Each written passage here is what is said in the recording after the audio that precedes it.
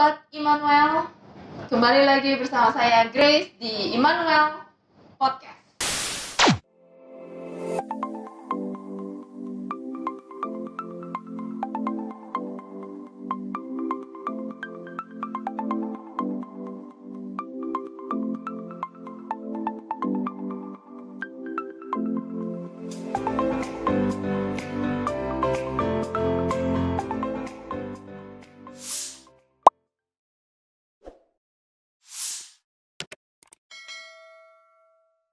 Salam sejahtera, salam sehat semua. Sekarang saya ditemenin oleh Dr. Maria Clarissa Yunike SPKGA. Betul ya dok ya? Betul. Selamat siang dokter. Siang Dokter Grace. Sehat? Sehat, puji Iya. Tuhan. Puji Tuhan. Alhamdulillah kita semua sehat. Ya. Saat ini kita mau bincang-bincang dok mengenai kiat menjaga kesehatan gigi dan mulut buah hati kita dok. Iya. Terutama di saat pandemi COVID-19 ini, karena kan ada awal-awal himbauan kalau misalnya ke rumah sakit kalau nggak perlu-perlu amat jangan gitu ya. Iya, betul. Seperti itu. Nah dok, kira-kira nanti kita akan bahas ya dok ya, kapan waktunya kita ke rumah sakit, kapan waktunya kita ke dokter gigi, kapan nih ketemu dokter Iya. Maria di rumah sakit Immanuel ya. Iya. Awal-awal gimana sih dok sebenarnya tahapan cara bersihin gigi dan mulut mulai dari anak kita masih bayi, kan bayi kan hanya minum ASI ya. Iya. Gitu, ASI atau PASI itu kapan mulai bersihin gigi dan mulutnya dok? Iya, sebenarnya sih untuk bersihin gigi itu dari awal ya, dari lahir itu Oh, udah bisa. dari gitu. lahir? Iya, dari lahir. Oh. Karena kan begitu bayi lahir minum ASI dong. Iya. Nah, itu kan pasti kotor. Biasanya pernah lihat kan kalau gigi lidahnya putih-putih. Iya. Nah, itu sudah bisa kita bersihkan. Oh. Kalau misalnya belum ada gigi nih, pertamanya usia 0 sampai 6 bulan bisa Iya. kita gunakan kain kasa steril. Oh, kain kasa. Iya, kain kasa terus dililit di tangan, terus kita usap. Iya. Kita usap ke gigi sama ke lidahnya gitu. Perlu nggak pakai air teh nih dok? Air teh. Iya katanya nih. Saya baru pernah dengar tuh. Oh, jadi cukup kasa saja Iya, ya? kasa kalau perlu air hangat aja sih, air putih hangat. Jadi hanya perlu kain kasa dililit ke jari kita ya dok Iya, ya? terus Lalu dioles ke oles ke gusi sama gusi. ke lidahnya. Oh, gusi dan lidah. Kalau perlu pakai air hangat, bukan pakai air teh ya dok ya? Jangan deh, jangan teh, Nggak kan air usah. putih aja belum Iya. boleh ya. Apalagi Iya teh. benar. Air putih aja nggak boleh terlalu banyak ya. Ini juga untuk membasahi kasanya saja ya dok ya. Oh seperti itu ya dok. Jadi umur 0 sampai 6 bulan walaupun Iya. nggak ada giginya tetap bisa dibersihkan. Selanjutnya nih dok. Nah, selanjutnya setelah ada gigi, biasanya kan gigi susu itu tubuhnya usia 6 bulan ya. Iya. Nah, nanti bisa kita pergunakan sikat gigi dan pasta gigi, jadi sudah bisa ya. Oh jadi mulai 6 bulan ketika maksudnya giginya udah nongol nih, udah muncul, itu udah bisa dengan sikat gigi dan pasta gigi. Iya, Oh betul. udah boleh gitu Boleh, ya? boleh. Jadi dari sejak awal udah ada putih-putih, udah ada giginya, Iya. langsung aja ganti ke sikat gigi yang kecil ya. Iya. Jadi ukuran kepala sikatnya disesuaikan Oh. dengan mulutnya gitu. Kan ada tahap-tahapnya tuh, biasanya step 1, 2, 3 gitu ya. Iya. Pakai step 1 dulu, terus udah boleh pakai pasta gigi ya. Banyaknya segimana deh dok? Pasta giginya sedikit aja, sebiji beras. Oh. Terus yang berfluoride juga ya. Jadi pasta giginya pilih yang Berfluoride. Iya. Terus sudahnya cukup sedikit saja. Iya, Jangan sedikit terlalu sebiji banyak. beras karena kan belum bisa kumur ya. Iya. Oh, jadi tapi nggak apa-apa ya dok ya. Berarti kan Nggak apa-apa. ada kemungkinan tertelan ya dok. Iya, Jadi nggak iya, masalah apa-apa, ya. aman ya, karena sedikit kan jumlahnya, Iya. makanya harus sebiji beras. Jadi Berapa kali tuh dok sehari? dibiasakan 2 kali sehari ya, sama seperti orang dewasa. Oh, tetap 2 kali sehari ya dok? Iya. Bukan sekali sehari? Oh, atau jangan. 2 hari sekali? Minimal 2 kali sehari. Kalau mau lebih sering boleh. Oh, itu 2 kali sehari itu Iya, minimal.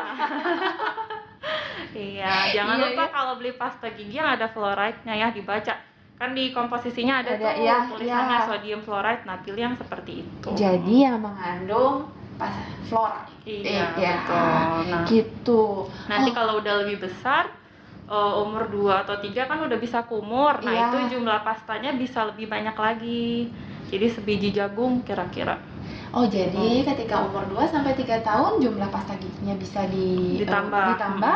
Mungkin sikat giginya juga ganti ya, Dok ya? Mungkin Iya, ada sikat tahapannya giginya kan ya. tergantung ukuran mulut juga ya. Iya, mungkin ganti bisa jadi yang step 2 ya, Dok Iya, ya? step 2 atau 3 mungkin Iya. ya. Disesuaikan saja sama mulutnya ya. Dan tetap frekuensinya minimal 2 kali Iya, sehari minimal ya. 2 kali sehari.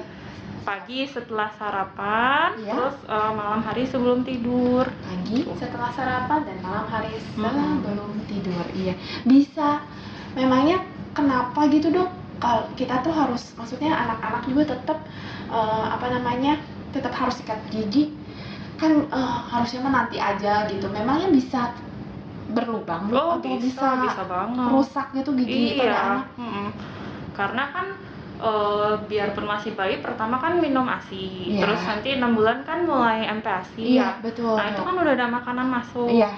Makanan masuk nanti pasti bakterinya juga ada ya di dalam Iya. mulut. Terus nanti kalau ada sisa makanan yang nggak bersih, nanti bakterinya kan makan dari situ. Iya. Terus kalau bakteri makan, nanti dia ada hasil metabolismenya berupa asam. Nah, asam itu yang bikin gigi berlubang. Jadi banyak banget kejadian anak belum 2 tahun tapi gigi depannya biasanya udah bolong gitu. Karena biasanya suka nggak disikat sama orang tuanya, biasanya nggak tahu ya kalau udah harus disikat gitu. Iya, tahunya mungkin dia banyak orang tua di sini yang menganggap belum perlu sikat gigi. Iya, mentang-mentang masih kecil atau belum bisa kumur gitu ya. Padahal nggak kumur juga nggak masalah Iya, ya. nggak apa-apa. Iya, disesuaikan aja pasta giginya kalau dia belum lancar ya, Dok ya, Iya, kumurnya. Oh, jadi bisa berlubang juga, bisa rusak. Bisa. Nah, bahayanya apa sih, Dok, kalau misalnya gigi dibiarkan berlubang? Terus nggak ke dokter gigi karena gitu? gigi susu itu kan dia sebagai ini ya penuntun jalan untuk tumbuhnya gigi permanen. Jadi kalau misalnya gigi susunya tanggal dini, nah nanti dia pertumbuhan gigi permanennya juga akan terganggu. Yang pertama itu. Iya. Terus kalau misalnya dia sampai infeksi, Iya. ada abses, nanti takutnya infeksinya bisa menyebar kemana-mana ya kalau dibiarkan. Yang paling ditakutkan tuh bisa kena ke selaput otak, kalau nggak ke jantung gitu. Dari sakit gigi bisa ke otak, bisa ke jantung ya, Dok? Iya, padahal sepele ya kayaknya. Iya. Jangan diremehkan ya giginya. Kelihatannya dari mana nih, Dok, gigi berlubang itu? Kan Apanya?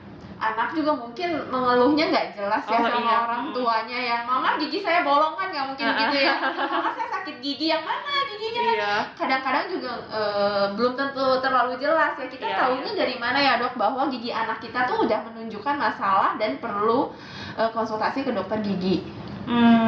Yang pertama sih, kalau kita rajin bantu anak sikat gigi, biasanya kelihatan ya kalau giginya ada berwarna coklat atau kekuningan gitu, itu udah tanda awal banget ya dari proses gigi berlubang. Terus kalau hitam-hitam juga itu tanda-tanda ya kalau hitamnya, tanda-tanda gigi berlubang. Terus biasanya anak sih nggak akan ngeluh sakit, tapi jadi nggak mau makan gitu. Oh, ternyata GTM pada anak bisa jadi karena giginya tuh nggak nyaman ya, salah satunya saat dipakai mengunyah. Terus di gusinya juga kelihatan biasanya merah, terus ada bengkak biasanya. Oh, gusinya bengkak ya, Dok ya? Iya. Bukan yang gusi bengkak tuh karena mau tumbuh gigi, Dok? Bisa juga sih, tapi kalau misalnya bolong juga bisa bengkak, dan biasanya ada nanahnya ya. Kayak jerawat gitu, ada bulat terus ada matanya gitu biasanya. Nah, Dok, ini pertanyaan kita semua mungkin, pertanyaan bodoh mungkin. Dok, apa bedanya sih misalnya dokter gigi biasa atau dokter spesialis gigi apa gitu dengan dokter spesialis gigi anak, Dok? Ya tentu beda dong, kan kita kalau dokter gigi spesialis anak itu kan memang sehari-hari dia menangani pasien anak-anak ya. Jadi kalau misalnya bapak ibu takut anaknya bakal nangis atau apa, mendingan ke dokter spesialis anak aja. Jadi udah bisa dari sejak gigi tumbuh ya, dari 6 bulan atau maksimal sampai ulang tahun pertama itu harus sudah mulai kontrol ke dokter gigi. Jadi sebelum 1 tahun juga harusnya sudah kontrol ke dokter gigi. Nanti kan sama kita dikasih bimbingan ya bagaimana membersihkan yang baik gitu, terus apa aja yang harus diperhatikan gitu untuk maintenance. Dan jangan khawatir ya, Dok ya, walaupun di masa pandemi ini boleh ya, Dok ya, maksudnya aman gitu datang ke rumah sakit Immanuel ya, Dok ya. Aman. Oh, jadi mulai sebelum 1 tahun silakan datang kita supaya tahu ya bagaimana menjaga kesehatan gigi dan mulut buah hati kita, ya bayi kita ya dok ya. Iya. Karena kan kadang-kadang kalau tahap awal gigi berlubang itu kan suka nggak kelihatan ya, kadang-kadang lubangnya kecil, anak juga belum ngeluh tapi ternyata udah berlubang gitu. Nah kalau sering kontrol kan jadi ketahuan ya. Kalau penanganannya lebih cepat, jadi biasanya tahapannya juga nggak sepanjang kalau misalnya udah terlambat, udah rusak gitu. Kalau misalnya bolongnya terbatas pada email sama dentin itu biasanya bisa langsung ditambal. Tapi kalau udah parah, nah biasanya kalau anak udah mengeluh tuh biasanya udah kena ke saraf gigi. Nah itu harus perawatan saraf. Nah itu tahapan kunjungannya juga lebih banyak lagi.